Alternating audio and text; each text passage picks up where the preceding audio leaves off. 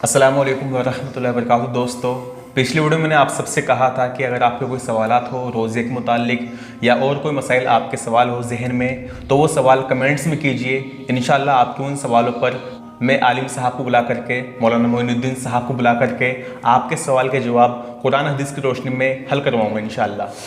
तो बहुत सारे भाई और बहन के सवाल आए, उन्हीं सवालों में से कुछ सवाल लिए जाएंगे इंशाअल्लाह आज।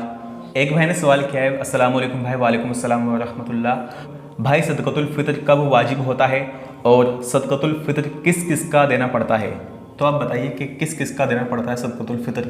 क्या अगर कोई बच्चा पैदा हुआ है फजर की नमाज से पहले, क्या उसका भी सदक़तुल फ़ितर देना पड़ेगा अपन को? आप इसके अंदर ये बात अच्छे से समझिए कि सदक़े फ़ितर जो वाजिब होता है वो ईद के दिन फजर की जो नमाज का वक्त शुरू होता है, उस वक्त जो भी मौजूद हो दुनिया के अंदर, जो भी मौजूद है उसके ऊपर सदक़े फ़ितर वाजिब होता है। चाहे कोई बच्चा उसी वक्त पैदा हुआ हो तो उसके ऊपर भी सदक़े फ़ितर वाजिब हो जाएगा। सदक़े फ़ितर उस वक्त वाजिब होता है, आप इसके अंदर ये बात याद रखिए कि ईद के दिन फजर की नमाज का जो वक्त शुरू होता है, उस वक्त जो भी बंदा या बंदी जो भी इस दुनिया के अंदर मौजूद हो उसके ऊपर सदक़े फ़ितर वाजिब हो जाएगा। चाहे कोई बच्चा उसी वक्त पैदा हुआ हो, यानी फजर की नमाज से पहले जो वक्त शुरू होता है उससे पहले ही अगर कोई बच्चा पैदा हुआ है तो उसके ऊपर भी सदक़े फ़ितर वाजिब हो जाएगा। और अगर कोई सुबह सादिक के शुरू होने से पहले, यानी फजर की नमाज शुरू होने से पहले तो कोई मौजूद था लेकिन नमाज का वक्त शुरू होने से पहले ही उसका इंतकाल हो गया, तो अब उसका सदक़े फ़ितर नहीं होगा, चूँकि वो सुबह की नमाज का वक्त शुरू होने के वक्त वो इस दुनिया के अंदर मौजूद नहीं है।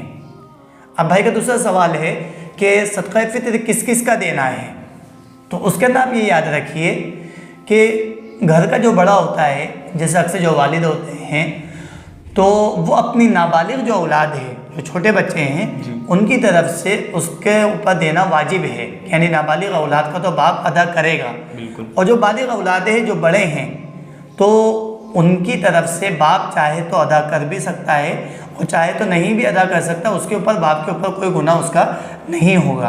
और अगर बाप अपने बालिग औलाद के जो बड़े हैं घर का, उनकी तरफ से भी अगर अदा करना चाह रहा है तो उसको चाहिए कि जिसकी भी तरफ से वो बालिग औलाद की तरफ से यह अदा कर रहा है तो उनके इल्म में लाना या उनको इसकी इत्तिला होना ज़रूरी है कि भाई मैं तुम्हारी तरफ से सदक़े फ़ितर अदा कर रहा हूँ।